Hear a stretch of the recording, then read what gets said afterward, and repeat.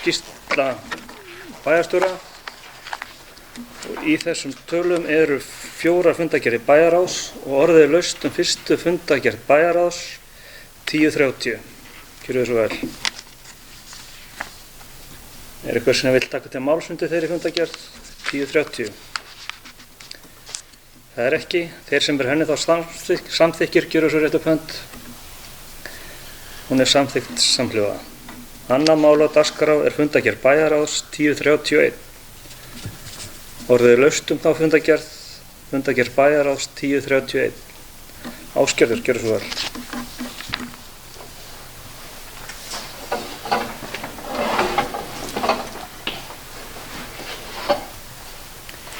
Forseti, ágætu bæjarfulltrúar.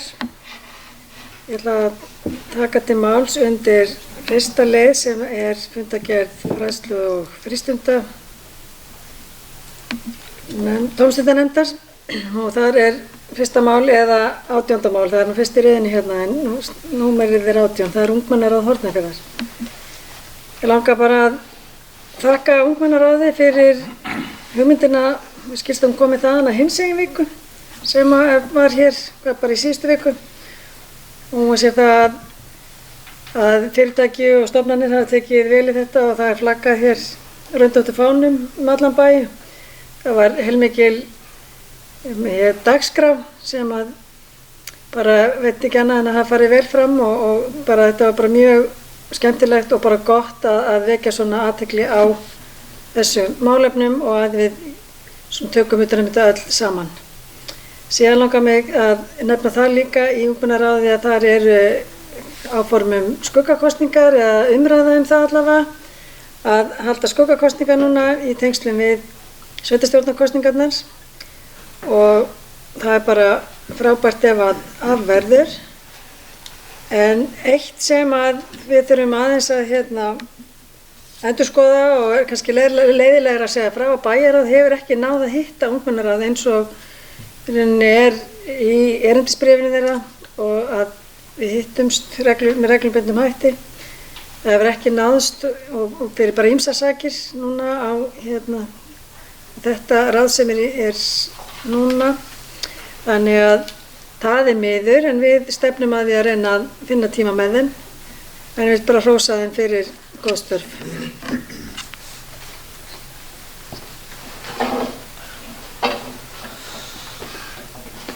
Þakka fyrir þetta Ásgerður. Orðið er laust 10:31. Það eru fleiri sem vilja taka til máls undir þessari fundargerð. Það er ekki. Þeir sem henni þá samþykju gjöra svo rétt upp hönd. Það er samþykkt samhljóða. Þriðja mál á dagskrá 10:32. Orðið er laust þá fundargerð. Einhverjir sem vilja taka til máls undir þeirri fundargerð. Sæmundur, gjörðu svo vel.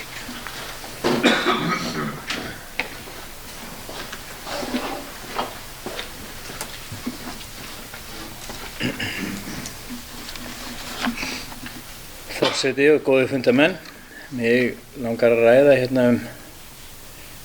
mál varðandi skipulagningu leiðarhöfða og mig langar að fagna þeim áfanga í verkefni skipulagið sem er komna núna fram í dagsljósið og nú erum við komið með 5 vandaðar tillögur og þar af eina vinningstillögu og til að gera langa sögu stutta þá sótti sveitarfélagið og fékk veglegan styrk úr framkvæmdasjóði ferðamannastaða til þess að standa þessari hugmyndavinnu og hefja þannig skipulagsferli og það var reynt til skoðanakönnunar meðal íbúa og halda svo hugmyndasamkeppni þar sem niðurstaða leit svo dagsins ljós í fjölsóttri kynningu hér í Svavarssafni í gær og ég gat ekki annað séð eða heyrt en að fólk væri bara hrifið af tillögunum og dómnefndin var nokkuð sammála minnistillöguna sem heitir Umhverfis leiðarhöfða sem er sannarlega glæsileg tillaga og skapar úthugsaða umgjörð svæðið og sem ber að mínum mati virðingu fyrir sögunni og einstakri náttúru. En höfundar tillögunar eru Landmótun, Hjark Arkitektúr og SAS Studio og þau hafa lagt gríðarlega mikla vinnu í verkefnið en það má segja allar tillögurnar að hin hönnunarteymin lögðu líka gríðarlega vinnu í sína tillögur. Í öllum 5 tillögunum voru atriði sem heilluðu dómnefndina og einn eða annan hátt og vinningstillagan mun núna í framhaldinu verða leiðarstef í þeirri skipulagsvinnu sem ég vona svo sannarlega það geti framkallað þessi spennandi áform. Og það verður skemmtileg áskorun fyrir okkur og komandi bæjarstjórn að koma þessu verkefni í framkvæmd. Og ég vona að einhverjir áhugasamir, fjárfestar eða framtakasamir rekstraraðilar sjái sér núna leik á borði og vilji taka að sér að byggja grænuhöllina sem ætlað að vera fjölnota rými fyrir samfélagið og mun umfaðma Höfðatorg, nýjan útivistarstað sem verður í skjóli fyrir ríkjandi norðanáttinni, svipað eins og í dag. Og að lokum þá ítreka ég þakkir til allra sem komið hafa að þessu ferli, þakkir til tillöguhöfunda og starfsmanna sveitarfélagsins fyrir framlega vinnu í þessu verkefni og svo sömuleiðis þakkir til íbúa sveitarfélagsins því að það voru 315 mann sem skiluðu áliti og lögðu sitt að mörkum til að koma málin á þennan stað sem við erum á í dag. Og svo langar mig að ræða annað mál sem líka var rætt undir þessari fundargerð, það var fyrirhuga útboð á sorpmálum.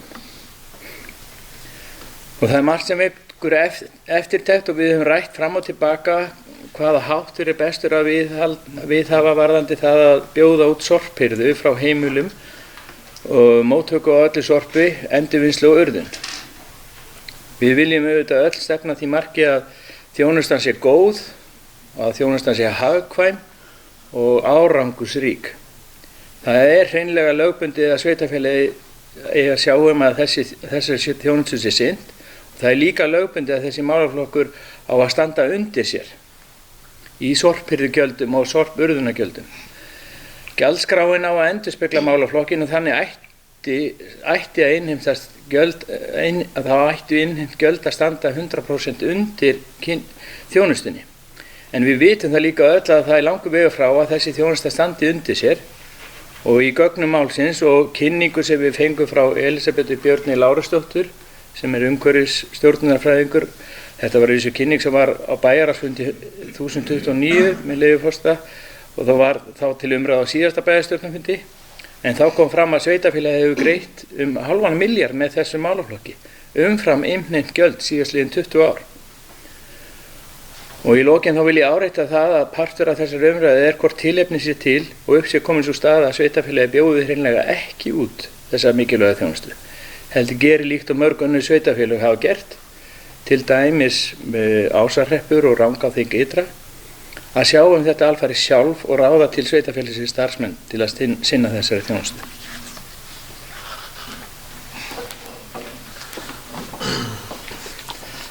Takk fyrir þetta Sæmundur. Orðið laust 10:32. Ásgerður, gjörðu svo vel.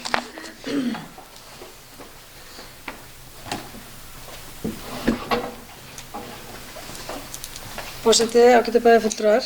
Ég vil byrja að taka undir með Sæmundi varðandi leiðarhöfða samkeppnina. Það algjörlega frábært fyrirkomulag sem var viðhaft og vonandi byrjum við gæfa til þess að geta nýtt þessar niðurstöður í að byggja upp og gera samfélag okkar ennþá betra. Annað varðandi sorpmálin, þá vil ég bara því að þú bæjarfulltrúar nefnir hérna 500 milljónir sem að hafi farið sveitarfélagið hafi verið að greiða með þessu. Það kom fram einmitt á þessum fundi þar sem að í bæjarráðsfundinum sem við erum að fjalla núna að það voru einhverjar skekkjur, það voru ekki allar forsendur fyrir í þeirri greiningu sem að Elísabet Björni gerði fyrir sveitarfélagið og kom það fram í kynningun hennar. Það ætti eftir að fara ofan í sveitarsjóð til þess að skoða og kanna og greina. Þannig að þetta nú ekki, fyrstu upplýsingar benda til þess að þetta sé nú ekki svona stór upphæð, en hins vegar þetta þannig að það víða pottubrotin í málaflokknum. Það alls konar grá svæði má segja, eða svona göt sem að þarf að stoppa upp í og bæta og betri bæta og við vitum það að þetta búið að vera vandamálaflokkur í langan tíma og meðal annars var það þess vegna sem að sveitarfélagið fyrir hvað verða 5 árum fór í útboð og þá héldum við nú að við varum að ná utan málaflokkinn en síðan kemur í ljós að við erum bara alls ekki að gera það, bara fljótlega og eftir og svo hefur eitt svona rekið annað. Þetta gífurlega flókin þjónusta, greinilega, en við erum alltaf að komast nær kjarnanum vonandi og ég tek undir það með þér, Sæmundur, að það er þarna, það eru götur sem við þurfum að stoppa í til þess að nýta betur og þannig að við séum íbúar sé að greiða rétt og sé ekki að greiða fyrir það sem að kannski fyrirtæki ætti að vera að greiða og annað slíkt, að það sé bara sá sem hendir sem borgar. En við erum á þessari leið, við fengum sjokk á fundinum þar sem fyrsta kynning var, en eins og segi þá er þetta nú ekki, virðist þetta ekki vera eins mikið tap eins og lítur út fyrir, en það verður gott að fá skýringar á því hvar þessir peningar allir saman, hvað því að óneitanlega náttúrulega er uppæðin þessi sem að var ekki hægt að gera grein fyrir þarna, en það verður gott að sjá skýringarnar þegar þær koma fram. Og strax hefur verið hafist handa við það að gera ákveðnar úrbætur sem að eru svo sem ekki stóru hlutirnir en eru samt til þess að svona mjaka okkur í rétta átt.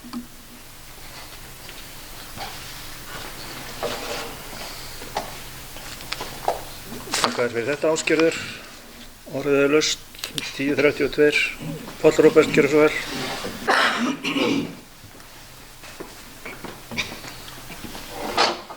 Forseti og ágætu bæjarfulltrúar, ég ætla bara aðeins að koma inn í þessa umræðu með sorpmálin. Það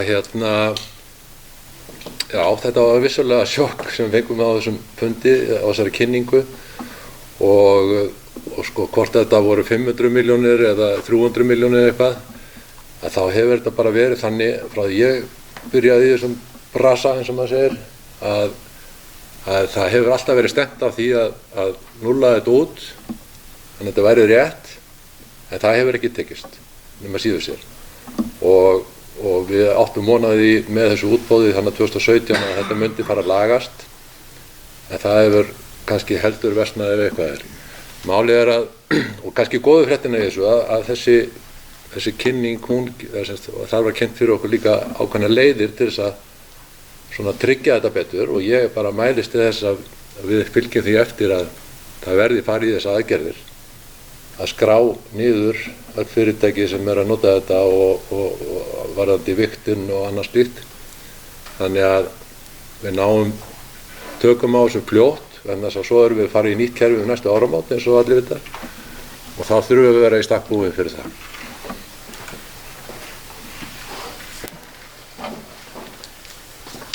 Þakka þér fyrir þetta, Páll Róbert. Orðið er laust 10:32. Fleiri sem vilja taka til máls, Matthildur, gjörðu svo vel. Forseti og bæjarfulltrúar, ég vil kannski fá að blanda mér aðeins í þessu umræðu og upplýsa allavega það sem er verið að vinna þessa dagana. Starfsmenn eru að sjálfsögðu á kafi í þessum málum. Við erum nú reyndar að klára græna bókhaldið sem náðist ekki fyrir þennan bæjarstjórnarfund en kemur fyrir þann næsta.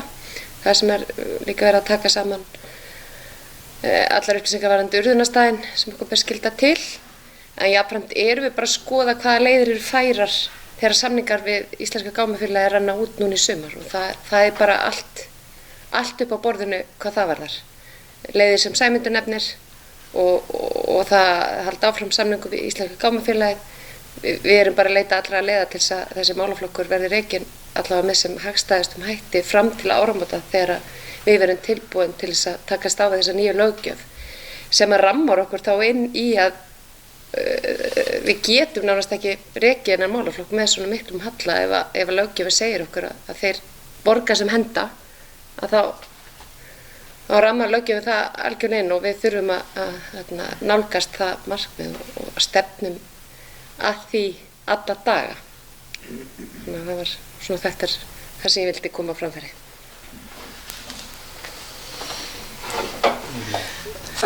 Þakka þér fyrir þetta, Matthildur.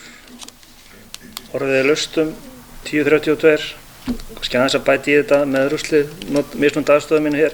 Ef ég meina rétt, þá er sorphirðingin komin á par hjá okkur, urðunin komin á par, en hirðingin er talsvert mikil skekkja en þá.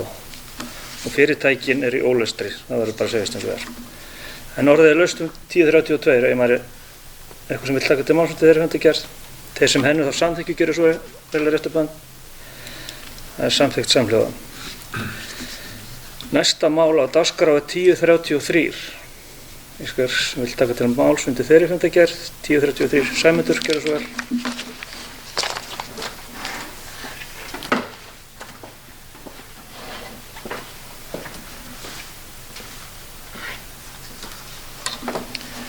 Forseti, góðu fundamenn. Ég langar að fagna því að í þessari fundargerð þá var, og það er tilefni til að fagna því að ákvörðun var tekin að kaupa nýjan slökkvibíl. Og það er ekki vanþörf á því að slökkviliðið okkar sé vel búið tækjum. Núna er í sveitarfélaginu 65 gistiheimili og hótel sem hýsa alltaf 230 manns á einum stað. Og miðað við skipulagsáform þá virðist vera mikill hugur í fólki að reisa fleiri hótelbyggingar, stækka byggingar. Og leið og ég óska Brunavörnum Austur-Skaftafellssýslu til hamingju með það að fá nýjan slökkvibíl, þá vona ég innilega að þeir þurfi sem sjaldnast að nota tæki.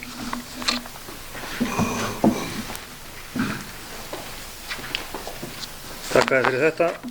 Sæmundur, orðaði laust 1033. Fleiri sem vilja til máls. Það er ekki. Þeir sem hennið á samþykki gjöra svo rétt upp hönd. Það er samþykkt samhljóða. Hér til umræðu fundargerð bæjarstjórnar 295. Er eitthvað sem vil taka til máls undir þeirri fundargerð? Það er ekki.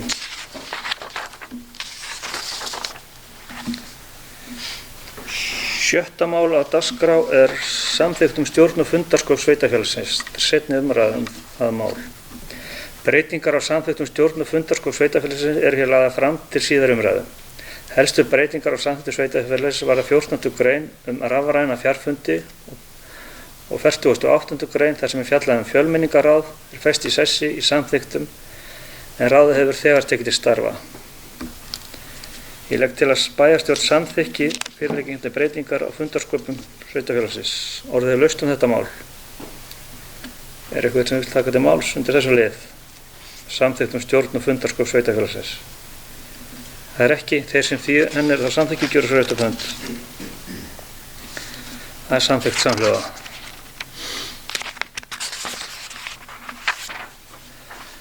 Sjöunda mál á dagskrá er ársreikningur sveitarfélagsins. Matthildur, gjörðu svo vel. Forseti og hlutu bæjarfulltrúar. Ég ætla að fylgja hlaði drögum að ársreikningi fyrir árið 2021. En helstu niðurstöður eru þannig að rekstrarniðurstaða fyrir A og B hluta var jákvæð 1,7 milljónir króna en niðurstaða A hluta var neikvæð 64 milljónir króna. Og eigið fé í árslok 2021 nam 5.361 milljónir króna samkvæmt efnahagsreikningi og fyrir A og B hluta ég ætla þess að fá að taka þessa setningu.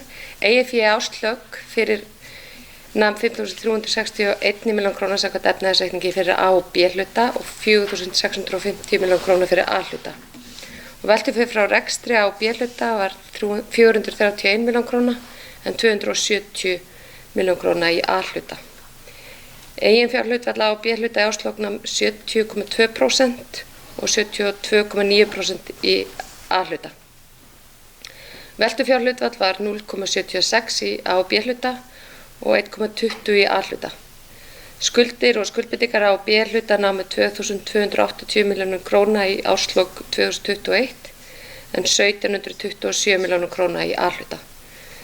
Skuldahlutfall A og B hluta í árslok 2021 var 70% og skuldaviðmið 46% sem er vel undir 150% hámarki viðmiðunarreglu samkvæmt reglugerð fjárhagsleg viðmið og eftirlit með fjármálum sveitarfélaga sem þó er ekki gildi eins og er vegna COVID. Niðurstaðan er nokkuð undir væntingum sem á sér þó skýringar. Hækkun lífeyrisskuldbindinga 165 milljónir króna milli ára vega þar þyngst en forsendur útreikninga tryggingastarfræðinga og breyttar dánarlíkur skýra hækkunina. Sveitarfélagið er einnig að gjaldfæra áfallinn kostnað 80 milljónir króna vegna reksturs hjúkrunarheimilis fyrir árið 2021 en þá er búið að gjaldfæra það tap sem hlaust af rekstrinum sem eru þá samtals 170 milljónir króna. Tekjur sveitarfélagsins voru töluvert yfir áætlun og vegur útsvarshækkun þar þyngst. og má það þakka hærra atvinnustigi en vænst var sem sagt vegna meðal annars ferðaþjónustu og loðnuvertíðar. Og ef tekið er tillit til hækkana lífeyrisskuldbindinga sem er reiknistærð í ársreikningi niðurstaðan góð.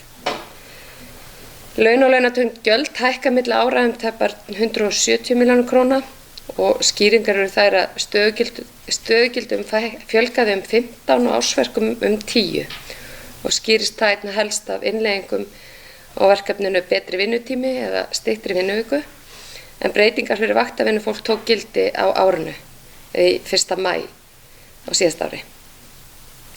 Ekki var hægt að bregðast við breytingunum með öðrum hætti en að fjölga starfsmönnum og einnig tók sveitarfélagið að sér ný verkefni svo sem þjónustu aldraðra í Ekru, þjónustu íbúa í Mjallhvít, ásamt störfum í tengslu við Allir vinna sem var átaksverkefni Vinnumálastofnunar. Kjarasamningsbundnar hækkanir hjá sveitarfélögum í landinu eru metnar á milli 10–15% sem er umfram almenna markaðinn og umfram þá hækkun sem var lögð fram í fjárhagsáætlun fyrir árið 2021. Framkvæmdir eru nokkurn veginn samkvæmt áætlun en framkvæmdaáætlunin var tæpar 765 milljónir króna og voru þar stærstu framkvæmdirnar verklok við Víkurbraut 24 sem hefur nú fengið nafnið Miðgarður og einnig framkvæmdir við Hafnabrautina. Sveitarfélagið hefur nú þegar greitt tæpar 200 milljónir króna vegna framkvæmda við nýtt hjúkrunarheimili en þar eru framkvæmdir ekki hafnar þar sem tilboðum við útboð var hafnað. Enn er beðið eftir að tilboðsmálin klárist en niðurstöðu er að vænta fljótlega eftir páska. Góð niðurstaða hér í dag er árangur af ábyrgri fjármálastjórn. Rekstur málaflokka er að mestu samkvæmt áætlun með viðaukum. Skuldir er að hækka enda framkvæmdastigi hátt en sveitarfélagið vel undir það búið enda reksturinn hefur verið ábyrgur og skuldahlutfall lágt í gegnum tíðina. Íbúum fjölgað á milli ára eru nú 2450 áramótin og eftirspurn er mikil eftir íbúðarhúsnæði á lóðum og því full ástæða fyrir bjartsýni. Ég vil nota tækifæri að þakka fjármálastjóra og öðru starfsfólki, bæjarfulltrúum og KPMG fyrir störf sín við vinnu við gerð ársreiknings og legg til að ársreikningi 2021 verði vísað til síðari umræðu bæjarstjórnar. Takk fyrir þetta, Matthildur. Orðið er laust ársreikning sveitarfélagsins 2021. Ásgerður, gjörðu svo vel.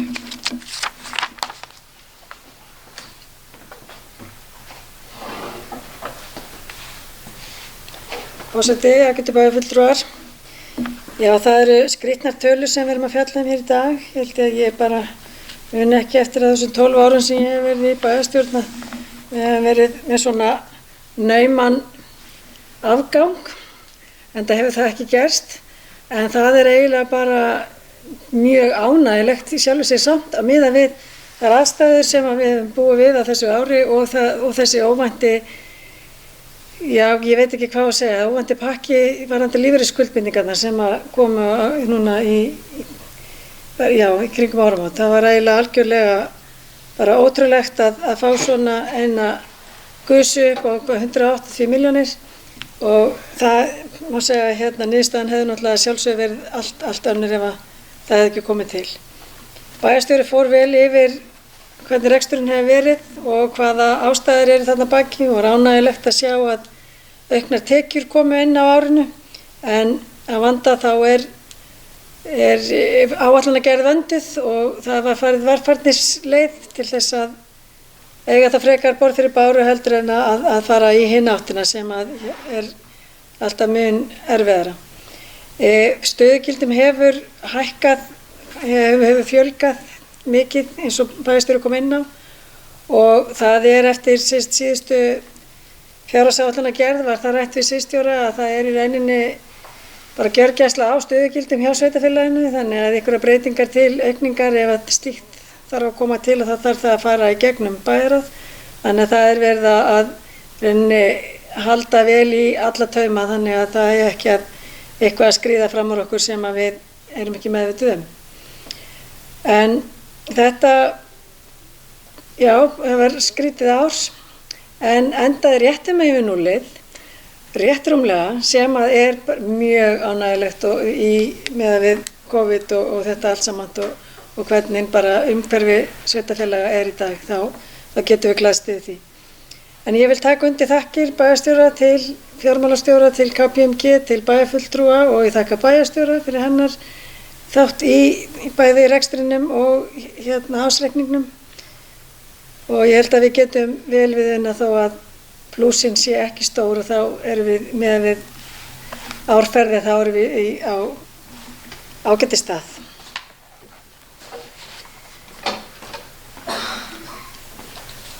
Takk fyrir þetta, Ásgerður. Orðið laust ársreikning sveitarfélagsins Hornafjarðar 2021. Það eru fleiri sem vilja taka til máls undir þessu fyrri umræða. Það er ekki. Þeir sem eru því þá samþykkir að vísa ársreikning sveitarfélagsins til síðar umræðu, gjöru svoleiðis upp hönd. Það er samþykkt samhljóða. 8. mál á dagskrá umhverfisstefna. Vinna við uppfærslu á nýrri umhverfis- og loftslagsstefnu fyrir sveitarfélagið Hornafjarðar hefur staðið yfir frá því í september 2020. Samhliða var sveitarfélagið að vinna heildræna stefnumótun fyrir sveitarfélagið með áherslu á innleiðingu heimsmarkmiða Sameinuðu þjóðanna. Í kjölfar vinnufundar í september 2021 með starfsmönnum sveitarfélagsins, bæjarfulltrúum, fulltrúum úr umhverfisnefnd Grunnskóla Hornafjarðar, ungmennaráði voru lögð fram drög að stefnu í umhverfis- og skipulagsnefnd og samhliða unnið að aðgerðaáætlun. Stefnan hefur fengið umfjöll í öllum nefndum sveitarfélagsins. Í dag er því lögð fram lokaútgáfa umhverfis- og loftslagsstefnu fyrir sveitarfélagið Hornafjörð. Hlutverk stefnunar er að tryggja góðs lífsgæði í og innleiða heimsmarkmið Sameinuðu þjóðanna sjálfbæra þróun hjá sveitarfélaginu. Áhersla er lögð á að fjölbreytta og góða þjónustu, blómstrandi mannlíf, skilvirkan og ábyrgan rekstur ásamt öflugu atvinnulífi sem stuðlar að samdrætti í losun gróðurhúsalofttegunda. Megin markmið með stefnunu er að íbúar þekki leiðir til þess að stuðla að og bæta umhverfishegðun og draga úr áhrifum sínum á umhverfi og loftslag. Lögð er áhersla á allt samfélagið sé virkur þátttakandi í samtalinu, fræðslu og aðgerðum tengdum umhverfis- og loftslagsmálum. Ég legg því til að bæjarstjórn samþykki nýja umhverfis- og loftslagsstefnu fyrir sveitarfélagið. Orðið er laust 8. lið á dagskrá umhverfisstefna sveitarfélagsins Hornafjarðar. Ásgerður, gjörðu svo vel.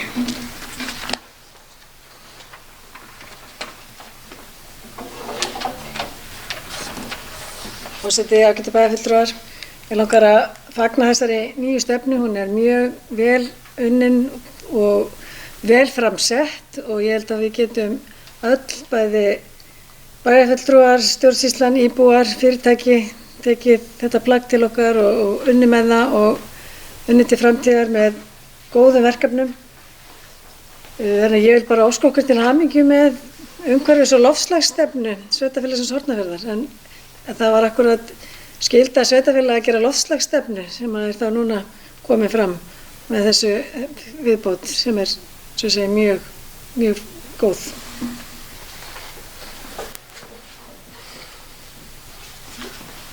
Takk fyrir þetta, Ásgerður. Orðið er laust umhverfisstefnu sveitarfélagsins Hornafjarðar. Það eru fleiri sem vilja taka til máls. Það er ekki. Þeir sem henni eru þá samþykki gjöru svo rétt upp hönd. Það er samþykkt samhljóða. 9. mál á dagskrá er mannauðsstefna. Matthildur, gjörðu svo vel. Forseti og bæjarfulltrúar. Við leggjum hér fram 3 undirstefnu mannauðsstefnu til samþykktar í bæjarstjórn.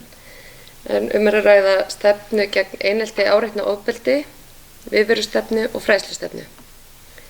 En markmið með stefnu einelti, áreitni og ofbeldi er að unnið sé markvisst að því að fyrirbyggja og uppræta einelti, kynferðislega áreitni, kynbundna áreitni og einelti. Markmið með fræðslustefnu er að starfsfólk fái tækifæri til að þroskast í starfi, tileinka sér nýja hæfni og efla þannig þekkingu innan sveitarfélagsins og kraft þess. Tilgangur og markmið með viðverustefnu er annars vegar að standa vörð heilbrigði starfsfólks með það að leiðarljósi að starfsumhverfi þeirra sé heilsusamlegt og hins vegar að allt starfsfólk hafi skýra og ákveðna verkferla er varðar tilkynningar, skráningar og viðbrögð við fjarvistum. Þessi vinna er hluta af stærri vinnu í kringum mannauðsmálin í heild sinni.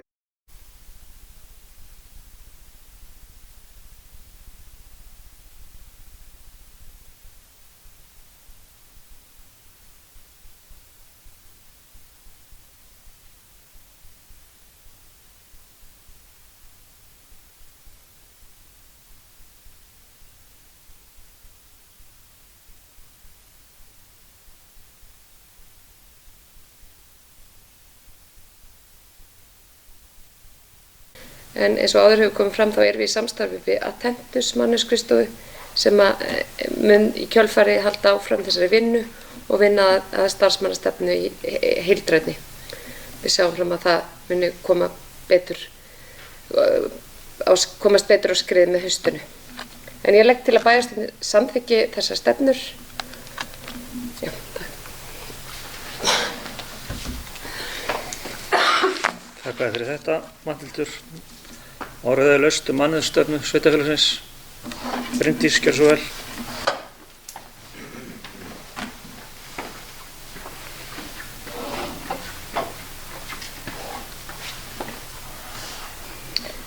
Forseti, ágætu bæjarfulltrúar. Ég fagna þessum nýju stefnum sem okkur hefur vantað lengi. Það er eitt sem ég hef verið að velta fyrir mér og það er bara svona til umhugsunar. Það er alltaf hægt að segja ef og hefði ef hún skilar kannski litlu. En ef þessi stefna hefði verið á dagskrá á síðasta bæjarstjórnarfundi og við samþykkti hefði hún þá verið tól sem þurfti til að leysa þann samskiptavanda sem virðist hafa komist upp í grunnskólanum og leiddi af sér afsögn nýráðins skólastjóra.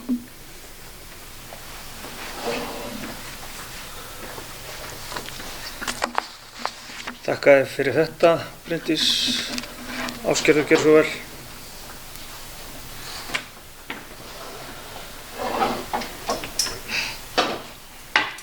Forseti, ágætu bæjarfulltrúar. Ég fagna þessum stefnum líka og það voru til aðra stefnur sem voru ekki eins skýrar, ekki eins skýrir verkferlar. Þannig að ég held að þetta sé mjög bara gott verkfæri sem við erum komið með í hendurnar núna. Það sem Bryndís vísar í að það hefur verið unnið í samráði við mannauðsstjóra að láni sem frá Attentus, sem þetta fyrirtæki sem hefur verið vinnað með okkur. Og þarna var þetta í smíðum að unnið í takt við það sem við erum í rauninni að samþykkja hér í dag að verði verklagið. Þannig að ég ætla ekki að spá hluti en allavega að segja að það hefur verið síðustu mánuði hefur verið að vinna að þessari stefnu og það svolítið síðan hún kom í kynningu og ferlar hafa tekið mið af þeirri vinnu sem var í gangi. En ég held bara í málum sem að vonandi koma ekki upp að þessum tagi en við vitum náttúrulega að þau mun alltaf gera það mannlegt eðlilega svona hlutir koma upp að þá þarna bara mjög skýr rammi og það fylgir þarna með það verið bara flæðiritt. Það sem bara ef þetta gerist þá bara þetta og svo hitt pílur út frá sem ég held að sé bara mjög mikilvægt að við séum öll meðvituð allir starfsmenn sveitarfélagsins kjörnir fulltrúar þannig að við vitum öll nákvæmlega að fara að taka upp flæðiritið og fara eftir því þegar að uppkoma erfimál.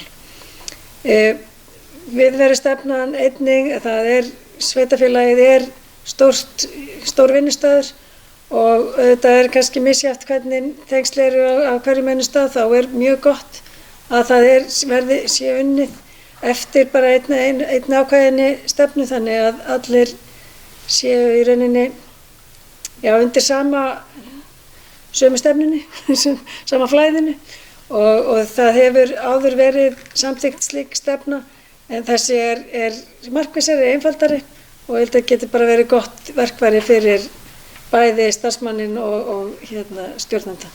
Þannig að ég fagna þessum áfangum að vera komið með þessar 3 stefnur og svo bara 4. stefnan á leiðin í næsta lið á dagskrá.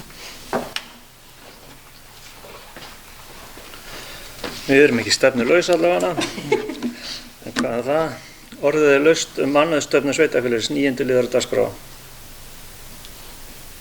Það ekki fleiri sem vilja taka til máls. Þá legg ég til að bæjarstjórn samþykki mannauðsstefnu sem inniheldur stefnu gegn einelti, áreitni, ofbeldi, viðverustefnu og fræðslustefnu sveitarfélagsins. Þeir sem eru því samþykki gjöra fyrir þetta hönd.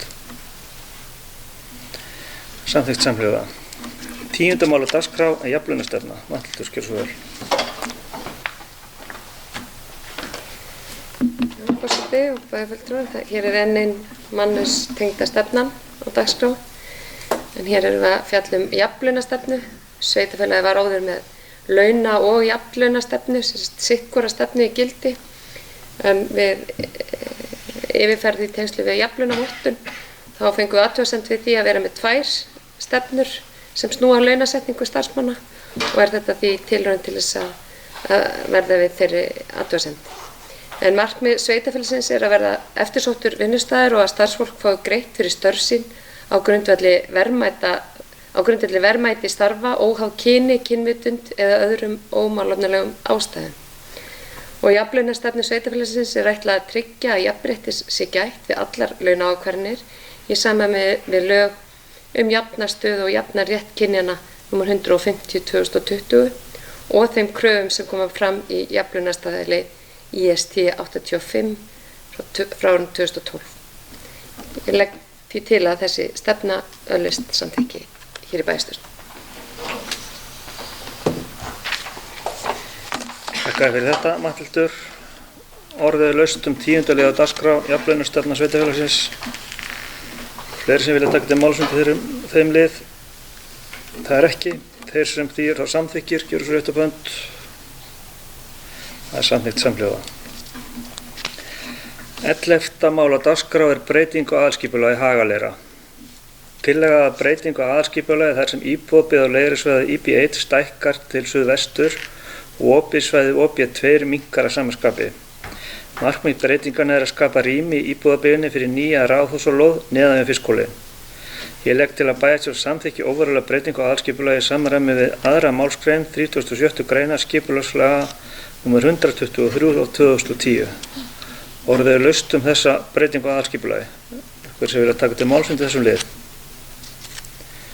Það er ekki. Þeir sem henni þá samþykki gjöra svo rétt upp hönd. Það er samþykkt samhljóða. 12. mál á dagskrá og deiliskipulagsbreyting Jökulsárlón bílastæði við Nýgráðu öldur.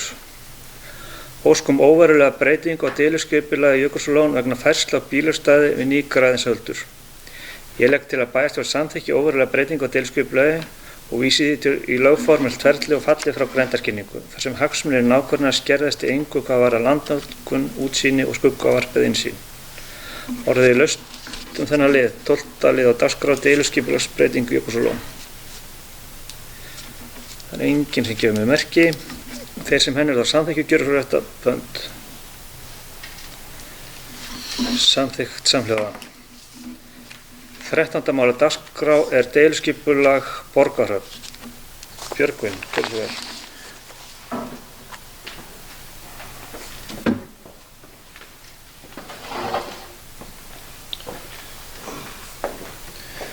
Forseti, góðir bæjarfulltrúar. Meginmarkmið með deiliskipulaginu er að skilgreina tjaldsvæði, byggingarreit fyrir smáhýsi og lóðir og byggingarreiti fyrir frístundahús. Áform landeiganda er að efla ferðaþjónustu á svæðinu og bjóða upp á möguleika til gistingar og afleita þjónustu. Deiliskipulagið var auglýst frá 16. ágúst til 27. september 2021. Umsagnir bárust frá Vegagerðinni og Minjastofnun. Borist hefur afgreiðslubréf Skipulagsstofnunar. Umhverfis- og skipulagsnefnd bendir á að gerð var aðalskipulagsbreyting vegna reits VF 45 Borgarhöfn Neðribær þar sem gert er ráð fyrir alltaf 75 gistirýmum og 300 gestum á alltaf 3 hektara tjaldsvæði. Uppbygging samkvæmt deiliskipulagi fellur innan þessa ákvæðis.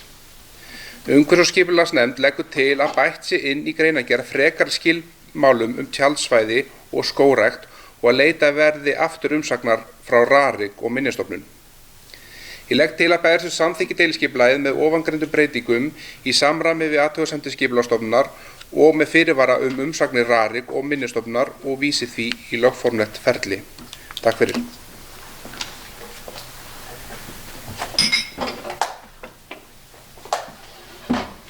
Takk fyrir þetta, Björgvin. Orðið er laust 13. lið á dagskrá deiliskipulag Borgarhöfn. Hversu vil taka til máls undir þessum lið? Það er ekki. Þeir sem eru þá hún og samþykki gjöra svo rétt upp hönd. Það er samþykkt samhljóða. 14. mál á dagskrá er deiliskipulag miðsvæðis Hafnar. Björgvin, gjörðu svo vel.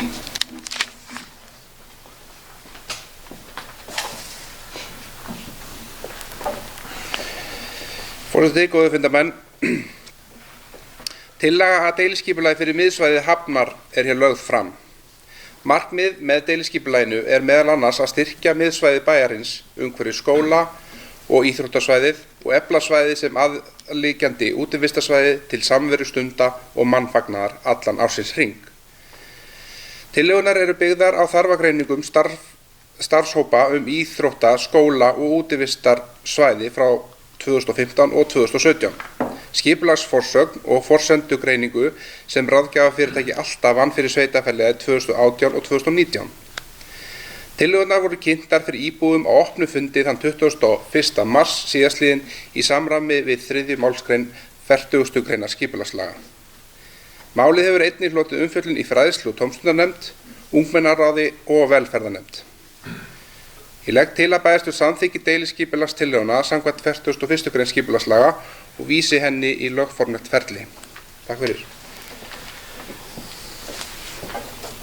Þakka fyrir þetta, Björgvin. Orðið er laust 14. mál á dagskrá deiliskipulagi miðsvæðis Hafnar. Páll Róbert, gjörðu svo vel.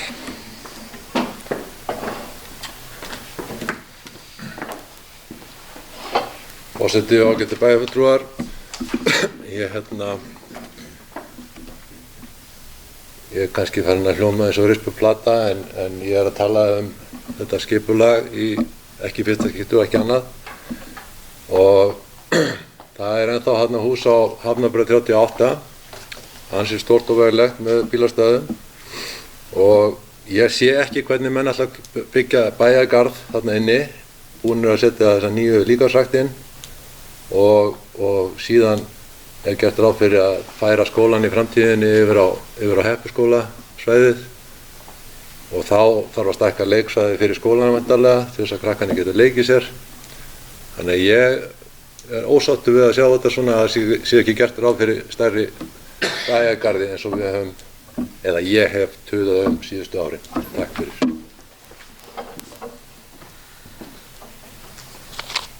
Þakka fyrir þetta, Páll Róbert. Orðið er laust 14. lið deiliskipulagi miðsvæði Hafnar. Er fleiri sem vilja taka til máls undir þeim lið? Það er ekki. Þeir sem þessu þá samþykkir gjöra svo fyrsta pönd. Einhver á móti. 1 situr hjá. Það eru 6 samþykkir og 1 situr hjá. 15. mál á dagskrá er deiliskipulagsbreyting Víkurbraut 9, miðsvæði Hafnar reitur A. Björgvin, gjörðu svo vel.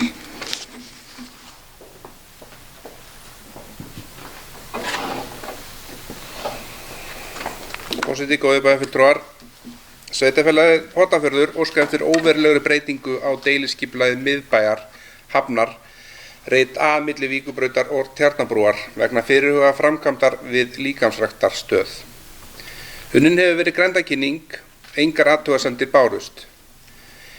Ég legg til að bæjarstjórn samþykki óverulega breytingu á deiliskipulagi miðbæjar Hafnar og vísi henni í lögformlegt ferli og samþykki grenndarkynninguna. Takk fyrir.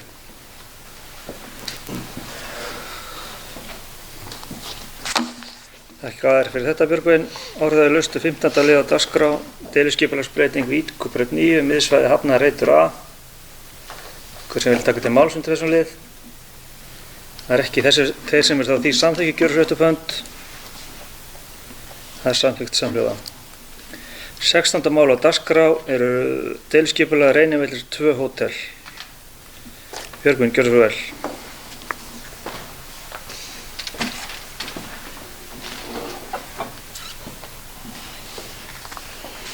Forseti, góðir bæjarfulltrúar. Óskað er eftir heimild til að auka byggingamagn á deiliskipulagi Reynivalla 2 úr 4.800 fermetrum í 6.000 fermetra og hámarkshæð hús verði 11 metrar frá aðkomu gólfi í stað 10 metra. Ég legg til að bæjarstjórn samþykki óverulega breytingu á deiliskipulagi fyrir Reynivelli 2 og vísi því í lögformlegt ferli og að fallið verði frá grenndarkynningu. Takk fyrir.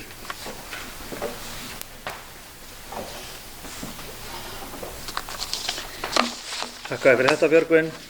Orðið er laust 16. lið á dagskrá deiliskipulag Reynivellir 2 hótel.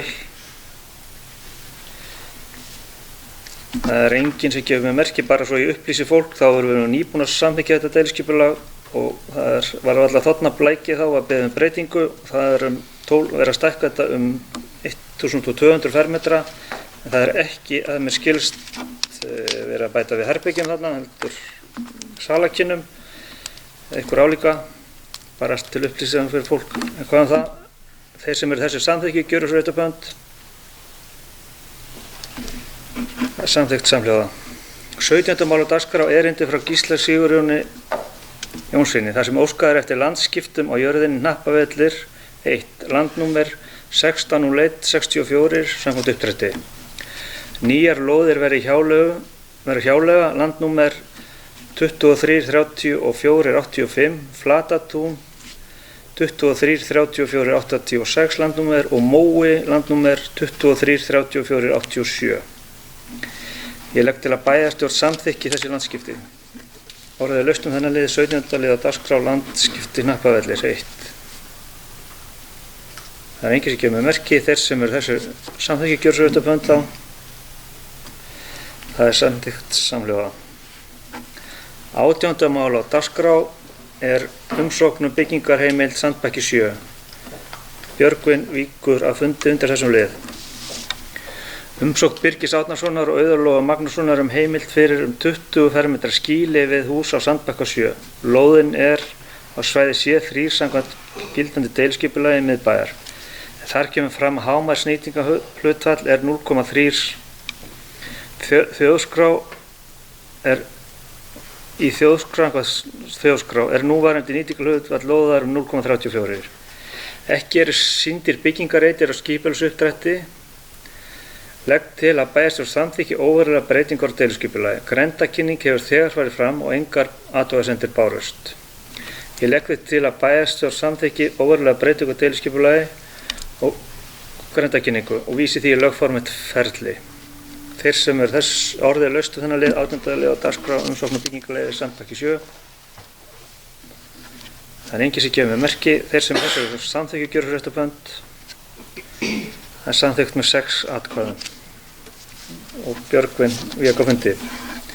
19. mál á dagskrá umsókn byggingarheimild Sandbakki 15 viðbygging. Þórhallur Valkvist Einarsson óskar eftir heimild við viðbyggingu á íbúðarhús að Sandbakka 15. Er að ræða það bil 17 fermetra stækkun til vestur samkvæmt framáleðum teikningum. Fyrirhugað að reisa viðbyggingu á þegar steyptum sökkli og plötu sem steypt voru með sökkli hússins á sínum tíma. Lóðin á svæði C3 samkvæmt núgildandi deiliskipulagi miðbæjar, en þar kemur fram að hámarksnýtingarhlutfall 0,3, samkvæmt þjóðskrá núverandi nýtingarhlutfall lóðar 0,34. Ekki eru sýndar byggingarreitir á skipulagsuppdrætti. Ég legg til að bæjarstjórn samþykki óverulega breytinga á skipulagi og að grenndarkynning fari fram. Hún búinn. Hefur farið fram. Okay. Orðið laust þennan lið 19. mál á dagskrá umsókn byggingarheimild Sandbakki 15. Það trúlega bárust engar athugasemdir við grenndarkynningu. Það enginn sem gefur með merki. Þeir sem þessu eru samþykki gjöra svo réttarbönd. Það samþykkt samhljóða.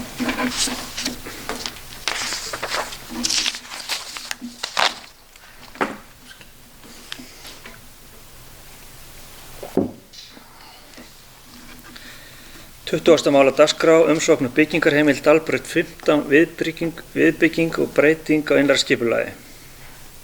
Golfklúbbur Hornafjarðar sækir byggingarheimild fyrir litla viðbyggingu við hús að Dalbraut 15.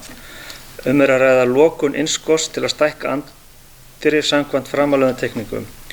Auk þess eru kynntar breytingar á innri skipulagi og lögnum. Ekkert gildandi deiliskipulag fyrir svæðið.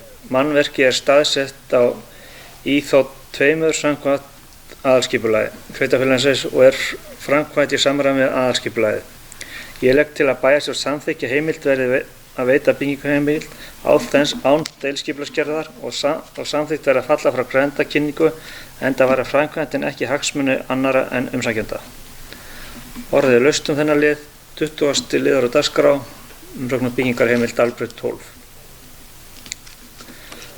Þeir sem þessu á samþykki gjöra svo réttarbönd. Það samþykkt samhljóða.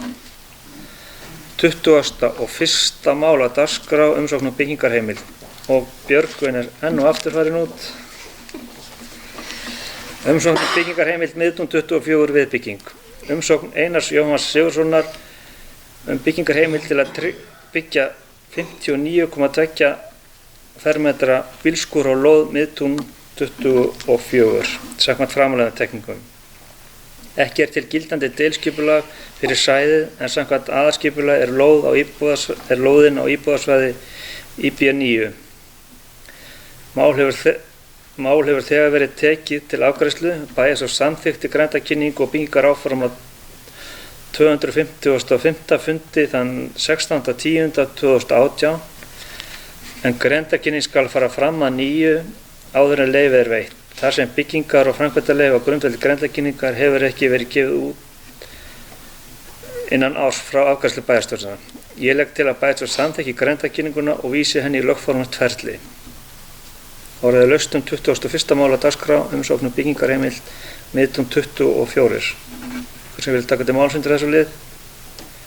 Það er ekki. Þeir sem þess að samþykki gjörðsréttarbönd, það er samþykkt með 6 atkvæðum.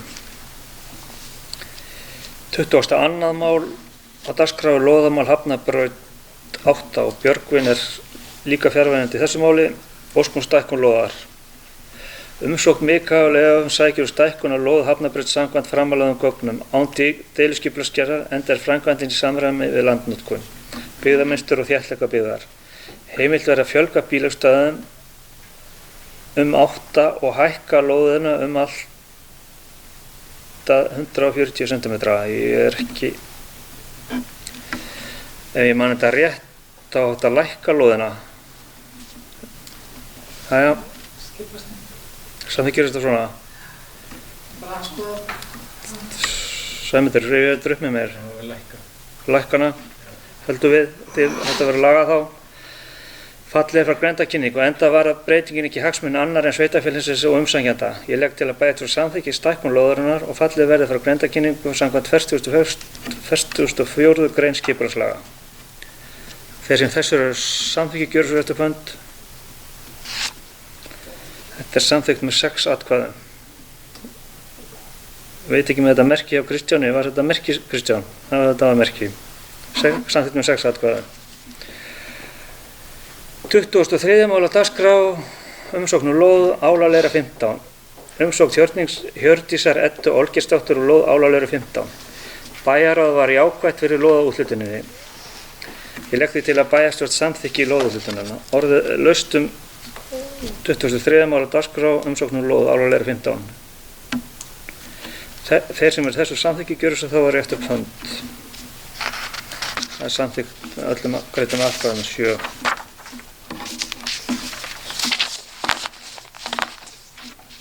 24. mál á dagskrá, umsókn lóð Bíóbragginn Heppa. Umsókn Íshúsins EHF lóð á Heppu Bíóbraggi. Bæjarráð var jákvætt fyrir úthlutuninni. Ég legg því til að bæjarstjórn samþykki úthlutunina, en orðið er laust þessa úthlutun umsókn lóð Bíóbraggi Heppa, 24. mál. Hver sem vil taka til máls undir þessu lið? Þeir sem þessu að samþykkir gjöru svo rétt upp hönd. Það er samþykkt samhljóða. 25. mál framkvæmdarleyfi ljósleiðari milli Hóla og Almannaskarðs. Lögð fram umsókn framkvæmdarleyfi fyrir lagningu ljósleiðara milli Hóla og Almannaskarðs. Fyrirhuguð framkvæmd í samræmi við aðalskipulag og í samræmi við landnotkun, byggðamynstur og þéttleika byggðar. Ég legg til að bæjarstjórn samþykki að veita framkvæmdarleyfi samkvæmt 13. grein skipulagslaga. Orðið er laust þennan lið 25. lið framkvæmdarleyfi ljósleiðari Hólar Almannaskarð. Þeir sem þessir samþykki gjöru það svo vel að rétt upp hönd. Það er samþykkt samhljóða. 27. mál á dagskrá er framkvæmdarleyfi vegna ljósleiðara frá Skaftahreppi að Skaftafelli. Orku fjarskipti óska eftir framlengingu á framkvæmdarleyfi til 1 árs. En leyfið rann út 11. mars 2022. Ástæðan eru tafir á framkvæmd af ýmsum ástæðum, meðal annars gerir COVID erfitt fyrir varðandi mannskap og efnisöflun frá byrgjum erlendis frá. Fyrirhugað er að byrja þessa framkvæmd síðla sumars 2022. Engin breyting hefur orðið á fyrirkomulagi framkvæmdarinnar. Fyrirhuguð framkvæmd í samræmi við aðalskipulag í samræmi við landnotkun, byggðamynstur og þéttleika byggðar. Orðið er laust 27. lið á dagskrá framkvæmdalegi vegna lagningar ljósleiðara frá Skaftahreppi í Skaftafell. Þeir sem þessu samþykki gjöra þessu rétt upp hönd. Þetta er samþykkt með öllum greiddum atkvæðum, 7 stykki. 27. mál á dagskrá er skýrsla bæjarstjóra. Gjörðu svo vel, Matthildur. Forseti og bæjarfulltrúar. Ég ætla að byrja á að fjalla menningarverðlaunin sem voru veitt 11. mars síðastliðinn. En viðburðurinn var stór samfélagshátíð þar sem afhentir eru styrkir sveitarfélagsins ásamt því að veita umhverfisviðurkenningar og menningarverðlaun. Umsóknir í styrki á sveitarfélaginu eru margar og fjölbreyttar og því miður er aðeins hægt að veita hluta þess fjármagn sem óskað er, en umsóknirnar eru til marks þann mikla kraft sem býr í samfélaginu. Að búa eins afskekkt og við gerum skapar ákveðið frumkvæði og grósku sem við sjáum sannarlega í þeim viðburðum sem eru í gangi hér allt árið. Menningarverðlaunin að þessu sinni hlaut Hanna Dís Whitehead. Hanna Dís vann skeið hjá sveitarfélaginu á Svavasafni þar sem við sitjum nú, en vinnur nú alfarið að sinni listsköpun. Hún er ótrúlega fjölhæfur og öflugur listamaður og vil ég nota tækifæri að óska henni til hamingju með verðlaunin. Einnig vil ég óska öðrum til hamingju með tilnefningar, viðurkenningar og styrki. Aðeins af móttöku flóttamanna, félags- og vinnumarkaðsráðuneytið hefur haldið reglulega samráðsfundi vegna móttöku flóttamanna til Íslands. Ég hef setið þá fundi ásamt Erlu, sviðsstjóra velferðarsviðs og henni Hildi Ír, verkefnastjóra fjölmenningar. Ráðuneytið heldur utan undirbúningsvinnu ásamt viðeigandi stofnunum. Kallað hefur verið eftir þátttöku sveitarfélaga og hefur sveitarfélagi Hornafjörður sent erindi til ráðuneytisins þar sem komið er á framfæri áhuga á að taka á móti flóttamönnum. Unnið er að endurnýjun samnings við sveitarfélögin verkefnið sem verður líklegast frá gengin fyrir páska. Við höfum kortlagt húsnæðismál og þjónustu sem sveitarfélagi getur veitt og sent til ráðuneytisins. Mikill fjöldi flóttamanna frá Úkraínu kemur daglega til landsins en fyrsta stoppið er höfuðborgarsvæðið. Sérstakt aðgerðateymi hefur nú verið stofnað vegna komu flóttamanna frá Úkraínu og starfsmenn sveitarfélagsins halda áfram að fylgjast vel með og munu bregðast við kallinu þegar það berst. Nokkrir íbúafundir hafa verið haldnir nú þegar COVID er í rénum og sóttvarnatakmörkunum aflétt og voru 3 slíkir haldnir frá síðasta bæjarstjórnarfundi. Fyrst ber að nefna íbúafund deiliskipulag á miðsvæði og byggingu líkamsræktar, en hann var haldinn í Heppuskóla. Góð mæting var á fundinn þar sem íbúum gafst kostur á að upplýsa bæði nýja líkamsræktarbyggingu og einnig deiliskipulagi á miðsvæði. Bæði málin hafa verið unnin í miklu samstarfi við alla hagaðila og gefin kostur á umræðu á fyrri stigum. Deiliskipulagi á miðsvæði var unnið meðal annars samkvæmt barnvænu samfélagi sem hefur ekki verið gert áður. Í því fólst að kalla sérstaklega eftir umræðu meðal barna og ungmenna með rýnifundum í skólunum. Starfsmenn hafa skrifað greinar framkvæmdina í tengslum við líkamsræktina svo íbúar ættu að vera vel upplýstir. Íbúafundur var haldinn skipulag í Óslandi, Útbær. Mikil áform uppbyggingu hótela og gistirýma við Sandeyri, en umhverfis- og skipulagsnefnd ásamt bæjarráði ákvað að boða til opins íbúafundar þar sem allir uppbyggingaraðilar fengu að kynna sínar hugmyndir og einnig voru skipulagsráðgjafar á fundunum sem gátu lýst þeim skipulagsbreytingum sem framkvæmdir kalla á. Góð mæting var á þennan fund en líklega 60 manns mættu í heildina. Nauðsynlegt var á þessu stigi að kalla eftir viðbrögðum almennings áður en haldið er áfram með málið. Skipulagsvinnan er enn á borði umhverfis- og skipulagsnefndar. Íbúafundur var haldinn í Hrollustöðum en samhliða var opið hús þar sem íbúum gafst kostur á að skoða nýjar íbúðir sem sveitarfélagið hefur útbúið í húsinu. Í kjölfarið var haldinn kynningafundur deiliskipulagið við Hrollustöði. Miklar umræður sköpuðust skipulagið en íbúar hafa áhyggjur af fótboltavellinum, færslu á vegi, hversu þétt byggðin er og fleira. Allt eru þetta réttmætar vangaveltur en skipulagið gerir ráð fyrir áfangaskiptingu framkvæmda og fyrri áfangi hefur engin áhrif til að mynda á fótboltavelli. Byggðin er skipulögð út frá því landi sem sveitarfélagið á og er markmið að nýta það svæði sem best. Afmælishátíð rannsóknarmiðstöðvar HÍ, Háskóla Íslands, Stofnun Rannsóknasetra Háskóla Íslands hélt ársfund sinn á Höfn þetta árið og fagnaði leið 20 ára afmæli. En fyrsta rannsóknasetri tók til starfa 30. nóvember 2001 á Höfn undir forystu Rannveigar Ólafsdóttur. Í grein sem birtist á vef Háskólans vitnað meðal annars í Þorvar Árnason þar sem fjallað verkefni setursins á Höfn.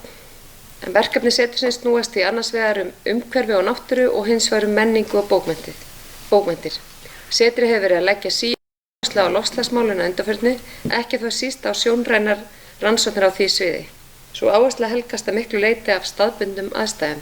Það nálægð okkar við Vatnajökul og skriðjökla hans. En bráðnun jökla engar skýr birtingarmynd þeirra ótal mörgu áhrifa sem loftslagsbreytingar eru að valda út heim allan. Þar með lýkur tilvitnuninni í hann Þorvarð. Málþingi var mjög áhugavert og kynntar voru helstu rannsóknir sem unnið að allt land. Ég fekk þann heiður að sitja í pallborðið þar sem umræður snerust mikilvægi rannsóknasetra fyrir samfélag. Í kjölfar málþingsins bauð sveitarfélagið upp á móttöku hér í Svaðasafni, þar sem Hlynur Pálmason kynnti sýninguna sína Harmlegum hest og á meðal gesta var Áslaug Arna Sigurbjörnsdóttir ráðherra Háskóla, iðnaðar og nýsköpunar sem gaf sér tíma til að taka þátt í málþinginu ásamt því að heimsækja nokkrar stofnanir og vinnustæði. Ársfundir Náttúrustofu Suðausturlands og Nýheima þekkingarseturs voru haldnir 24. mars síðastliðinn. Ársfundur Náttúra var að þessu sinni haldinn á Höfn og því verður fundurinn haldinn á næsta ári í Skaftárhreppi, þar sem bæði sveitarfélögin eru aðilar að stofunni. Ásamt því að 2 starfsmenn eru staðsettir þar alla jafna. Þetta var síðasti fundur Kristínar Hermannsdóttur sem hefur nú látið á störfum en hún hefur starfað hjá stofunni frá upphafi og tekið þátt í uppbyggingu hennar. Það verður eftirsjá af Kristínu en Lilja Jóhannsdóttir hefur nú þegar tekið við sem forstöðumaður stofunnar. Á ársfundinum fór Kristín yfir ársskýrsluna í stuttu máli og kynnti helstu verkefni stofunnar sem eru fjölmörg en skýrsluna má finna á heimasíðu stofunnar. Ársfundur Nýheima var haldið með hefðbundnu sniði, starfsemi þar jafnframt fjölbreytt og kraftmikil og haldin voru 2 erindi. Kristín Vala kynnti þjónustu setursins við fjarnema Hornafjarðar en Nýheimar halda meðal annars utan próftökur og bjóða upp á námsaðstöðu fyrir fjarnema. Ólafur Halldórsson, forstöðumaður þekkingarnets Þingeyinga, kynnti einnig niðurstöður verkefnisins Byltingar og byggðaþróun sem Nýheimar voru aðilar að. En hægt að kynna sér betur verkefni Nýheima inn á þeirra heimasíðu nýheimar.is. Við erum að undirbúa íbúakosningar vegna deiliskipulagsins í Innbæ og funda ég með formanni kjörstjórnar og Bryndísi, stjórnsýslu og upplýsingafulltrúa fyrirkomulag kosninganna. Kosið verður samhliða sveitarstjórnarkosningum 14. maí. Búið að auglýsa kosningarnar í Eystrahorni og á heimasíðu sveitarfélagsins en utankjörfundaratkvæðagreiðsla fer fram hjá sýslumanni. Kynningarefni í vinnslu en skipulagið sjálft má kynna sér á heimasíðu sveitarfélagsins undir skipulagi kynningu. Og frekara kynningarefni verður sett á vefinn eftir páska og einnig í Eystrahorn. Hinsegin vika, Ásgerður minntist aðeins á það hér áðan, en sveitarfélagið skipulagði í fyrsta sinn hinsegin viku og vildi með því móti leggja sitt af mörkum til þess að hér megi öllum líða vel og að allir fái að vera virkir þátttakendur í samfélaginu. Markmið vikuna var að auka fræðslu og skapa umræður sem tengjast hinsegin málum og fagna í leiðinni fjölbreytileikanum. Vikan tókst mjög vel og víða mátti sjá regnbogafána blakta á fánastöngum og skreytingar hjá fyrirtækjum og stofnunum. Ég satt fyrirlestur hjá Mars Proppe sem fræddi starfsmenn sveitarfélagsins og einnig almenna íbúa þessi mál. Virkilega áhugaverður fyrirlestur.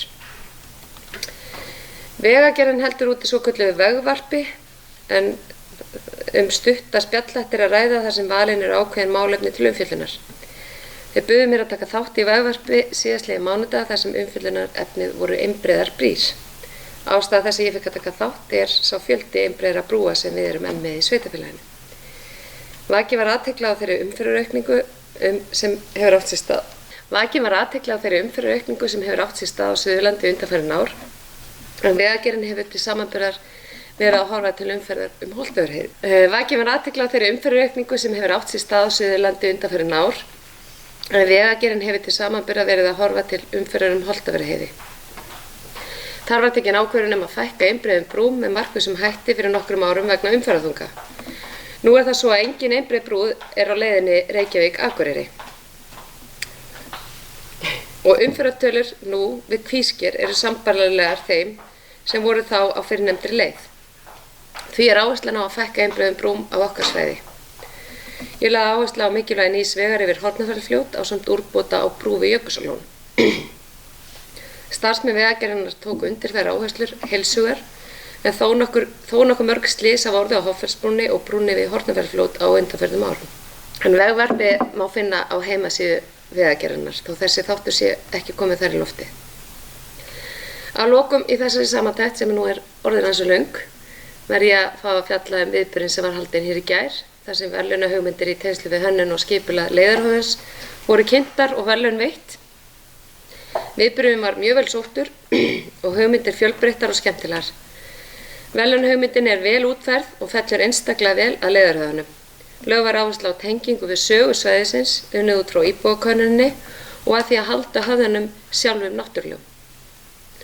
Og ég sýni hér á skýrslunni yfirlitsmynd að hönnuninni, en einnig er hægt að skoða betri myndir og fréttir á síðu Landmótunar sem var hluti af vinningsteyminu. Ég vil þakka öllum þeim sem tóku þátt í samkeppninni og einnig starfsmönnum og bæjarfulltrúum fyrir þeirra aðkomu. Að lokum óska ég bara öllum gleðilegra páska. Takk fyrir. Takk fyrir þetta, Matthildur. Nú er gert hlé á fundinu með farið verður fundagjörð.